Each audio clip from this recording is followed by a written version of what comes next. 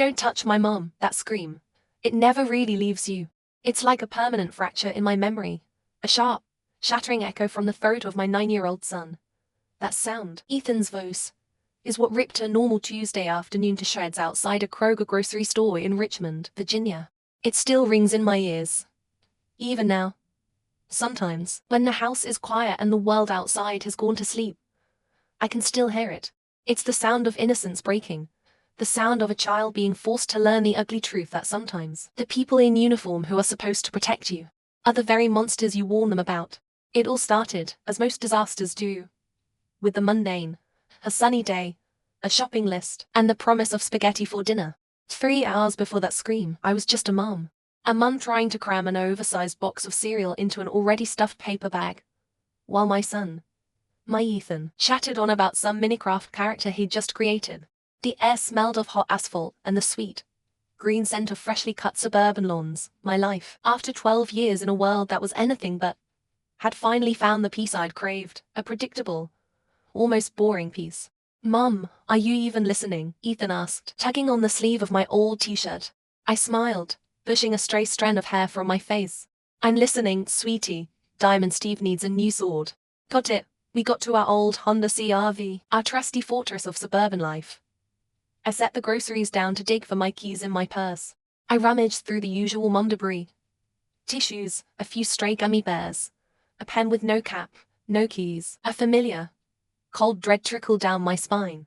I glanced through the car window, and there they were. The keys, sitting right on the driver's seat, glinting mockingly in the sun. I let out a sigh. A stupid, simple mistake. Damn it, I muttered under my breath. Ethan looked up at me, his eyes wide with concern. "What's wrong, Mom?" "It's nothing, honey," I reassured him, forcing a smile I hoped looked confident. "Mummy's just having a brain fart." I locked the keys in the car. This wasn't the end of the world. In my old life, a mistake like this could get people killed. Here, it was just an inconvenience. I pulled out my phone, a trained reflex. There's an app for everything. I opened up my roadside assistance app, my thumb flying across the screen. A few taps, and someone would be here to solve this in under an hour. Problem contained. That's when I felt the eyes on me. A Richmond PD cruiser had pulled up silently, parking about 20 feet away. It sat there, white and blue, its overhead lights off but its presence dominating everything else in the parking lot. An officer got out. He was tall, built big, with the kind of confident swagger that comes from being used to holding power. His hand rested on his duty belt, a habit I recognized instantly. It wasn't a casual gesture. It was a reminder of the gun, the cuffs, the authority he carried. His eyes were cold, scanning me and Ethan, then landing on the car.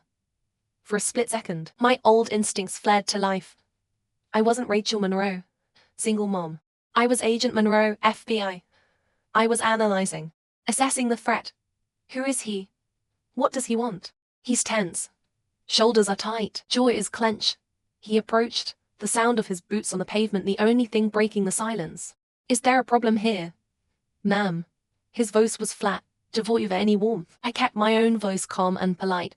Rule number 1 when dealing with a potential unknown: do not escalate. "Hi, officer." "No problem at all. Just trying to get into my car." I accidentally locked my keys inside. I even offered a small, disarming smile. His eyes narrowed. He wasn't looking at my eyes. He was looking at my skin. A black woman, alone with a child in a parking lot, trying to get into a car. I knew what that scene looked like in some people's minds. "You have some ID?" he demanded, his tone sharpening. "License, registration?" "Yes, officer. They're in the car," I said, my voice still steady. "That's why I can't get to them. I'm waiting for roadside assistance to arrive. I can show you the app on my phone if you'd like." I held out my phone, the service request still on the screen. He glanced at it with contempt. "Put the phone away," he ordered. The suspicion in his eyes was a physical thing now, a wall between us. He didn't see a mum in a jam. He saw a suspect. "Stay right where you are," he said. "You seem agitated." Of course I'm agitated, I thought. "You're agitating me." But I didn't say it. I just stood still, my hands down by my sides, open, non-threatening. I was trained for this, to de-escalate. But it wasn't de-escalating, it was climbing, and I wasn't the one turning the dial. A few minutes passed that felt like an eternity. He just stood there, staring at me. Ethan pressed against my leg, his small hand gripping my jeans. I could feel him trembling. The silence was a tactic. A test. He was waiting for me to slip up, to say the wrong thing, to give him an excuse. I decided I wouldn't give him one, but I wouldn't surrender my rights either. "Officer," I said, my tone still respectful. "Am I suspected of a crime?" It was a simple question, a legal question, a question any citizen has the right to ask. But to this officer, a man I would later learn was named Kevin Henderson, that question wasn't a request for information. It was a challenge, an insult to his absolute authority. His face flushed a deep red. I saw a muscle twitch in his jaw. "Are you resisting me?" he growled. "Not at all. I'm just asking a question." And that's when it all came apart. He stepped forward, invading my personal space. I instinctively took a step back, putting my arm out to keep a buffer between him and my son. I didn't touch him. I didn't yell. I was just trying to protect my child. To him, that defensive movement was aggression. The slap. It came out of nowhere, fast and brutal. The crack of his palm against my left cheek echoed in the parking lot. My head snapped to the side from the force of it. My cheek burned. The coppery taste of blood filled my mouth. For a moment, the world went silent. A dull ringing filled my ears. I stumbled, trying to find my balance on the cold cement. And then, the silence shattered. "Don't touch my mom!" Ethan's scream. It tore through everything. I looked at my son. His face was crumpled in fear and fury. Tears streamed down his cheeks. My little boy, who I had tried so hard to shield from the ugliness of the world, had just watched his mother be assaulted by a police officer. A crowd was starting to form. Other shoppers, stopping, their phones already out. They were filming, I knew it. A part of my mind, the trained agent, was cataloguing witnesses' evidence. Henderson, probably realizing he'd just crossed a line in front of an audience, grabbed my wrist. He towered over me, and his grip was like an iron clam. He yelled to the crowd, "She's not cooperating, she's resisting." But what they saw, what their cameras recorded, was a woman in an old t-shirt, her hair a mess from a rush day, trying to stand steady, her cheek blazing red from an unprovoked slap. My name is Rachel Monroe, and in that moment, nobody in that crowd knew they were witnessing the beginning of a lawsuit that would shake the city's police department to its core. They didn't know that the woman on the ground wasn't just a victim, she was a ticking clock. And the countdown had just begun. A few hours later, I was charged with resisting arrest and threatening an officer. I hadn't screamed, I hadn't fought, I hadn't done anything but ask why.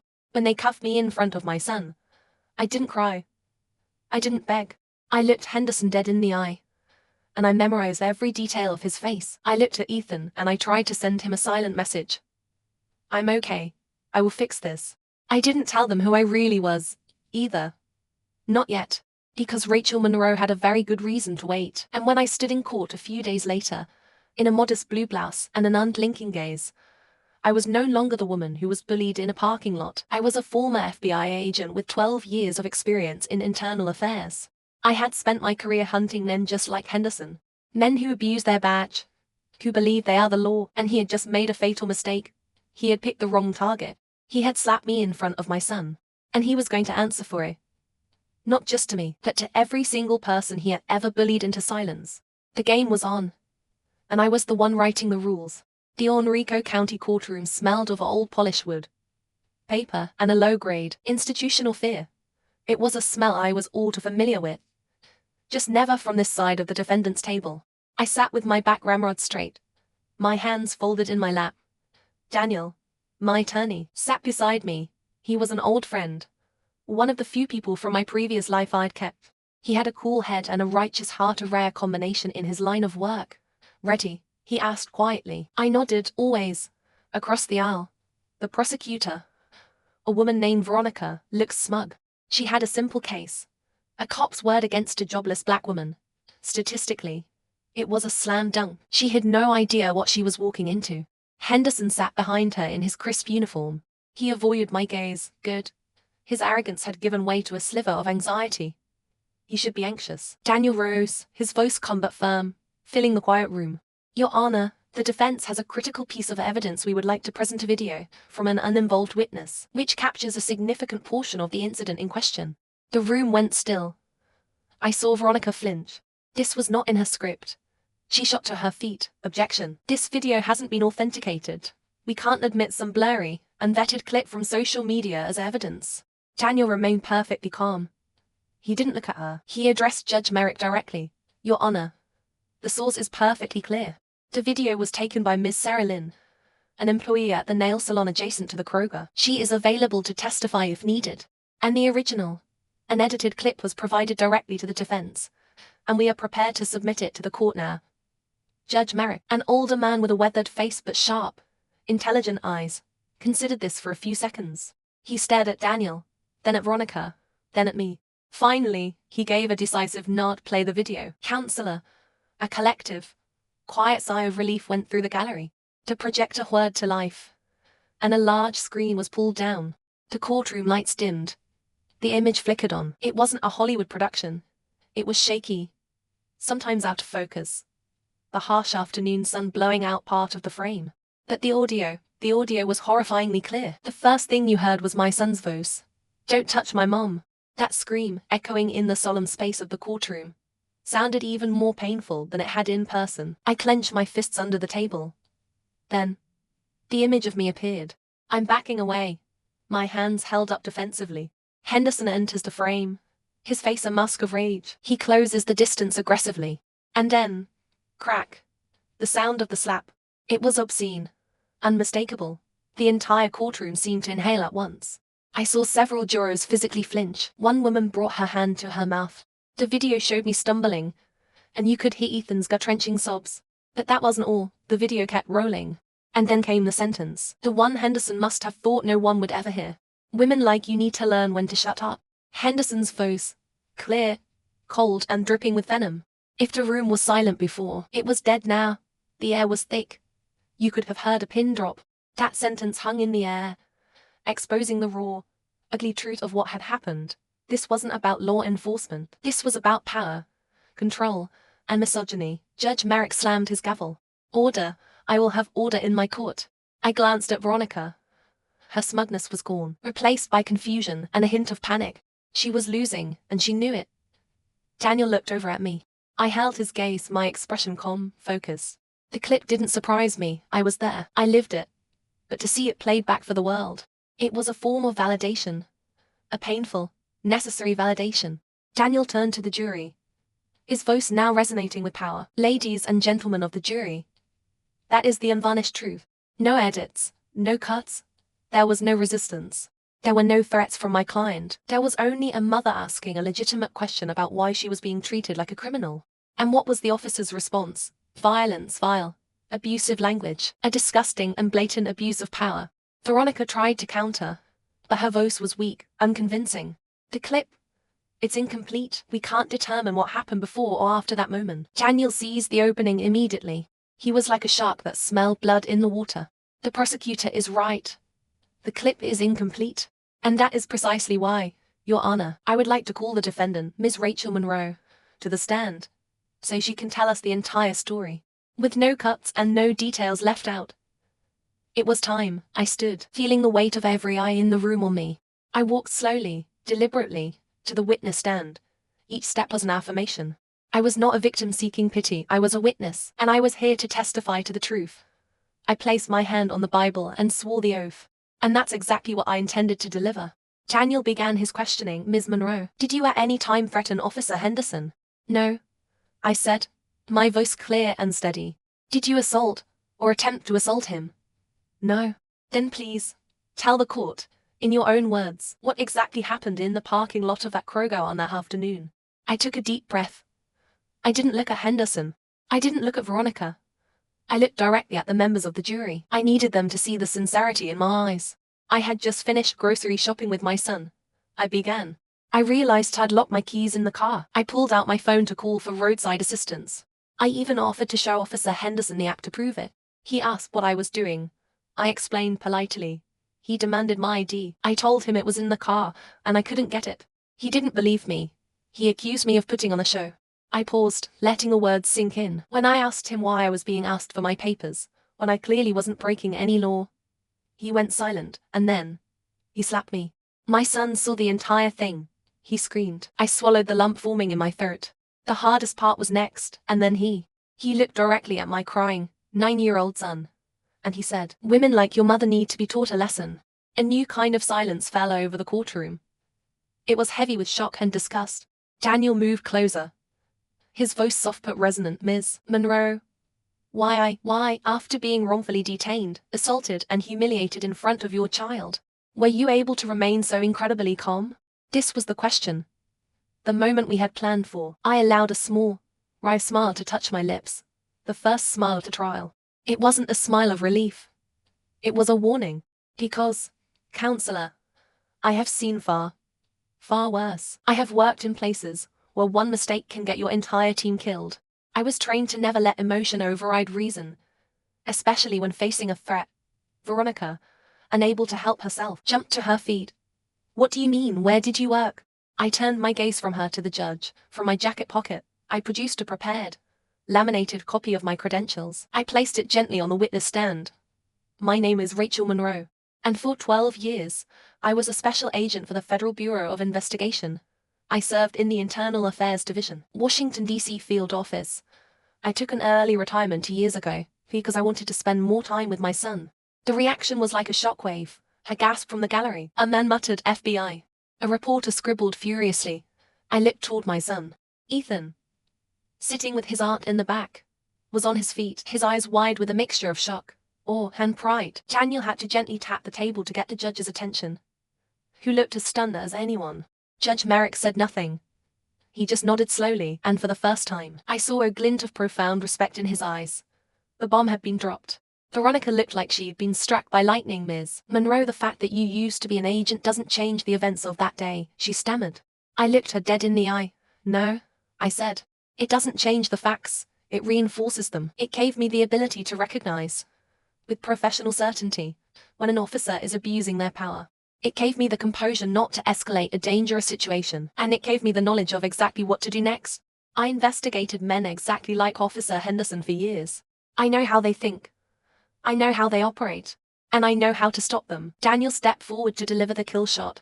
And if necessary, Your Honor, we are prepared to subpoena Officer Henderson's entire service record, including the 5 prior complaints of excessive force and misconduct that have been systematically swept under the rug over the last 6 years. Judge Merrick slammed his gavel. This court will take a 15-minute recess. When we return, Counselor, I want to see that file. As I stepped down from the stand, I didn't look at Henderson. I didn't have to. I could feel his world crumbling. He wasn't just on trial anymore. He was facing his own history. And this time, there was nowhere left to hide. Music becomes more driven, like an investigation montage. Rachel, narrator. A 15-minute recess can feel like a lifetime. The atmosphere in the Henrico County courtroom had fundamentally changed. The quiet tension was gone, replaced by buzzing, suppressed excitement. The name Rachel Monroe was no longer just a name on a docket. It was now attached to 3 powerful letters, FBI. I was the focus of every stare, every whisper, every pen flying across a notepad. But I kept my mask in place, calm, unblinking, back ramrod straight. It was the mask I'd worn for 12 years. It was serving me well today. When court resumed, Daniel approached the evidence table. In his hands was a plain-looking manila folder that held the weight of years of injustice. Your Honor, he announced, his voice echoing. This is a copy of Officer Kevin Henderson's internal personnel file, legally obtained by my office through a Freedom of Information Act request. Judge Merrick motioned for him to proceed. The judge was leaning forward now. His interest peaked. Daniel began to flip through the pages, reading key findings aloud. His voice was flat, objective, like a doctor reading the chart of a terminal disease. Report number 3842. Dated June 14, 2017. A complaint filed by Ms. Emily Tran, an Asian American woman, for unlawful detainment for over an hour after she asked why she was pulled over for a dirty license plate. Complaint was closed, citing insufficient evidence. Report number 4178. Dated November 22, 2019. An excessive force complaint filed by Mr. Jamal Carter, a 19-year-old black man. The complainant suffered bruising to the face and arms. The file was closed after 2 weeks for lack of objective evidence, despite the attached photographs of the injuries. Daniel continued, report after report. A pattern began to emerge, clear and alarming. A pattern of targeting women and people of color, of unnecessary escalation, and most critically, of a system that seemed unable or unwilling to police itself. Veronica objected repeatedly. We can't verify the accuracy of these claims. These are unproven allegations. Daniel didn't even bother to look at her. He spoke to the jury. We are not asking you to verify them. We are asking you to recognize a pattern of behavior. A habit of abuse. Repeated and enabled. I glanced at Henderson. He was sweating now. His uniform collar seemed too tight. But what was unnerving him more, I knew, wasn't the files. It was the fact that I wasn't looking at him anymore. I had what I needed from him. He was no longer a threat. He was just evidence. Daniel moved to the next phase of our plan. Miss Monroe, during your time with the Bureau, did you have a specific geographic assignment? Yes, I replied. I spent the last 4 years of my career overseeing operations in the Richmond metropolitan area, which included liaison with counter-level police departments like the RPD. Another wave of murmurs rippled through the gallery. I could see the gears turning in everyone's heads. Daniel pressed on. So, in that capacity, did you ever review any complaints related directly to Officer Kevin Henderson? I paused for a beat, letting the question hang in the air. Not one, I said, my voice firm. 3. I was the agent who wrote the initial investigative reports for 2 of those 3 cases. I recommended a formal internal affairs investigation and that Officer Henderson be placed on administrative leave pending the outcome. But in both instances, the files were abruptly closed. There was pressure from above. Veronica couldn't contain herself. Are you implying a systematic cover-up? I looked directly at her. I'm not implying, I said. I'm confirming. The courtroom erupted. Judge Merrick had to slam his gavel 3 times to restore order. He looked at me with a complex expression. He wasn't just presiding over an assault case. He was staring into the abyss of a system that might be rotten from the inside. In a move of sheer desperation, Veronica decided to recall Henderson to the stand to explain. It was a catastrophic tactical error. He walked slowly, his confidence completely gone. He looked like a student called to the principal's office. Veronica asked the question she hoped would save him. Officer Henderson, prior to this incident, were you aware that the defendant was a former FBI agent? No, Henderson answered, his voice barely a whisper. And if you had known? He hesitated. He was searching for the right answer. But there was no right answer for him. I would have acted differently. Silence, that answer, that admission, was worse than any lie. It was the unvarnished truth. Daniel was out of his chair like a shot. He went on the attack, so... Officer Henderson, are you telling this court that how you treat a citizen depends on whether or not they have a special professional resume? That if your victim doesn't happen to be a former federal agent, you will proceed to slap them, insult them, and unlawfully detain them? Henderson stammered. No, that's not what I meant. I wasn't thinking about the consequences, I was provoked. Daniel's voice was ice. You were provoked by a mother asking why she was being investigated when she had done nothing wrong. She looked suspicious. Suspicious because she was a black woman alone in a parking lot. No, that's not why, double quotes. Henderson was floundering, sweat pouring down his forehead. Daniel moved in for the final blow, his voice a razor's edge. Or was it because you thought she was powerless? Because you thought no one would ever stand up to you? Because you thought you could do whatever you wanted and never, ever be held accountable? Henderson didn't answer. He just hung his head in defeat. Daniel turned back to the judge. He was done. Judge Merrick looked at Henderson with undisguised disgust. Then he made his pronouncement. Based on the evidence presented, the testimony given, and the irrefutable video, this court will leave it to the jury to render a final verdict on the charges against Ms. Monroe. However, he paused, his voice hardening. This court will also make a formal request to the district attorney's office to open an independent internal affairs investigation into the conduct of Officer Kevin Henderson. Furthermore, I expect the full and complete cooperation of the Richmond Police Department in that investigation. It was a hammer blow. Henderson sagged in his chair. No one looked at him like a police officer anymore. He was just a man who had just lost his credibility and, likely, his career. Before the session ended, Daniel did something unexpected. He asked the judge if Ethan could make a brief statement. Veronica objected. But Judge Merrick, with a rare look of softness, agreed, on the condition that it be short. My heart seized. I didn't want my son to have to go through any more of this.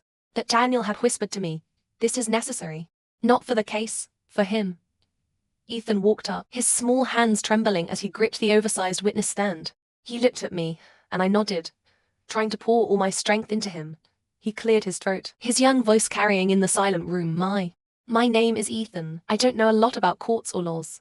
But I just want to say one thing. He took a shaky breath. I've seen my mom cry at sad movies. I've seen her get mad when I don't clean my room. But that day in the parking lot, that was the first time in my life I ever saw someone else hit my mom, and she got hit just for asking a question. I didn't understand why a grown-up was allowed to do that. I didn't get why someone in a uniform could hurt my mom. But now, after sitting here, I think I get it. No one is allowed to do that. It doesn't matter what uniform they're wearing. He finished, turned, and ran back to me. The courtroom was silent. Even Veronica didn't dare to look up, an other woman who had remained calm through it all, who had faced down guns and dangerous men without flinching. I finally let the tears fall, for the first time, not out of pain, but out of an overwhelming, boundless pride for my brave son. By day 3 of the trial, the entire city of Richmond seemed to be holding its breath. My story was no longer a minor county case. It had become a symbol. The headlines on the news channels, on the front pages of the websites, were all the same. Former FBI agent versus RPD. Will a single mother get justice? While the jury was deliberating, the final piece fell into place. Daniel got a call. A rushed, tense voice on the other end. My name is Dale Harding. I used to work with Rachel at the bureau. She knows I've proof. And after hearing what's going on, I can't stay silent anymore. Daniel arranged a clandestine meeting. Dale Harding was a retired investigator, a good man who had left the job after getting fed up with the politics. He met us at a quiet coffee shop, a small USB drive in his hand, in 2019. Dale began, his voice low and firm. Rachel wrote a detailed report recommending Henderson's immediate suspension and prosecution after the Jamal Carter assault. The evidence was ironclad. Witnesses, photos, everything. But just 3 days later, the file was recalled. Recalled by who? Daniel asked. Dale looked me straight in the eye. By the deputy director of the FBI's Eastern Regional Branch at the time, a man named Alan Briggs. The name hit me like a physical blow. Alan Briggs. A powerful, ambitious man who believed in protecting the image of law enforcement at all costs. Daniel said. Briggs? He's a senior advisor to the Richmond City Council now. Exactly, Dale said, and he has extremely close ties to the RPD leadership. Henderson was protected, and I personally heard Briggs say in a closed-door meeting, we can't afford to look weak on our frontline officers. That USB drive contained the internal emails, the memos, everything to prove Dale's story. That night, Daniel put the drive on my desk. If we use this, Rachel, you're not just fighting Henderson anymore. You're taking on the entire system. I looked at the files, at the faces of the other victims I had collected. Daniel, I said, I didn't come this far just to clear my own name. I came here to break the silence for dozens of other people who were crushed by that same rotten power structure. The next day, before the jury had a verdict, Daniel filed an emergency motion with the judge, requesting to present new evidence related to an internal cover-up. Veronica was furious. Your Honor, this is a circus. This is no longer a trial about Rachel Monroe, it's become a witch hunt. Judge Merrick looked at her coldly. If there are witches in our system, counselor, then perhaps it's time we let some light in to find them. And so, Alan Briggs was subpoenaed to testify. He walked into the courtroom, a man in his 60s, in an expensive suit, trying to project an aura of confidence. But I could see the tension in his every move. Daniel questioned him, presenting email after email, memo after memo. Briggs dodge-weaved and used bureaucratic jargon to obscure his actions. It wasn't an executive decision, he claimed. It was merely strategic guidance. Daniel moved in, his voice like a scalpel. Strategic guidance to protect a violent officer. Miss Monroe, an agent under your command at the time, wrote in her report, if Officer Henderson is protected now, he will continue to harm the community. And now, Mr. Briggs, here she sits, as a defendant, after being assaulted by that very same officer in front of her child. Daniel paused. Do you think her warning was incorrect? Briggs bowed his head. He didn't answer. He couldn't. And at that moment, the courtroom door opened. A bailiff entered, holding a folded piece of paper. She handed it to the judge. Judge Merrick looked at it, then up at the jury box. Has the jury reached a verdict? The jury forewoman, a middle-aged woman with a stern expression, stood up. Yes, Your Honor, we have. The room was deathly quiet. I felt Daniel's hand find mine under the table. I squeezed it back. The forewoman began to read. In the case of the Commonwealth of Virginia versus the defendant, Rachel Monroe, on the charge of resisting arrest, we the jury find the defendant not guilty. A collective gasp went through the room. Ethan, in the back, started to cry. But this time they were tears of relief. The forewoman continued, on the charge of threatening a police officer, we find the defendant not guilty. Furthermore, she said, looking straight ahead. The jury unanimously recommends that the State Attorney General's office open a full criminal investigation into the pattern of abuse of power by Officer Kevin Henderson, as well as the role of any associated individuals in a potential cover-up within the Richmond law enforcement system. Judge Merrick nodded, and for the first time, a flicker of fierce light was in his eyes. This recommendation will be forwarded to the State Judiciary Committee. Thank you for your service. He slammed his gavel. Court was adjourned. As people began to move, I saw Henderson scramble to leave the room. But at the door, the plainclothes internal affairs detectives blocked his path. Officer Kevin Henderson, you are now under criminal investigation. Please come with us. They cuffed him. A cold circle of steel snapped around his wrist, the same kind he had used on me, on countless innocent people. Some people in the courtroom stood up and applauded. When I walked out of the courthouse, I was swarmed by a forest of microphones and cameras. Ms. Monroe, how do you feel? What's your message to others who have been treated like you were? I took a deep breath, feeling the warm sun on my skin. I'm not standing here for revenge, I said, my voice clear and strong. I am standing here to prove that silence saves no one. When you ask the legal question, what did I do wrong? And you receive a slap instead of an answer, that is no longer the law. That is domination by fear. And I am not afraid anymore. In the weeks that followed, my story sent shockwaves. 3 other officers came forward, corroborating the culture of burying complaints against Henderson. Alan Bricks resigned under immense public pressure. I turned down the lucrative interview offers from major TV networks. Instead, I accepted an invitation to speak at a local community college to students of law and criminal justice. I stood before them, not as an ex-FBI agent, but as Rachel Monroe. They asked me why I didn't say I was FBI from the start. I told them, the answer is simple. Because I didn't want to win on a title. I wanted to win on the truth. If I had to pull out my old credentials to be heard, it means that people without credentials never get a chance. I was an agent. But first and foremost, I am a mother. I am a citizen, and that alone should be enough to demand justice. That night, as Ethan and I walked home, he asked me a question. Mom, if I ever see someone getting bullied like you were, what should I do? I bent down, looked my son in his clear eyes, and ruffled his hair. You don't have to scream. You don't have to fight. But you must never, ever turn away. You bear witness. You tell their story. And if you can, you become the person who brings the light to them. Even if it's just by standing with them so they know they're not alone. Because justice doesn't really start in law books or courtrooms. It starts with small acts of courage in our everyday lives. My story isn't a fairy tale. It isn't a perfect happy ending. The system is still there, with its cracks and its dark corners, but it was shaken.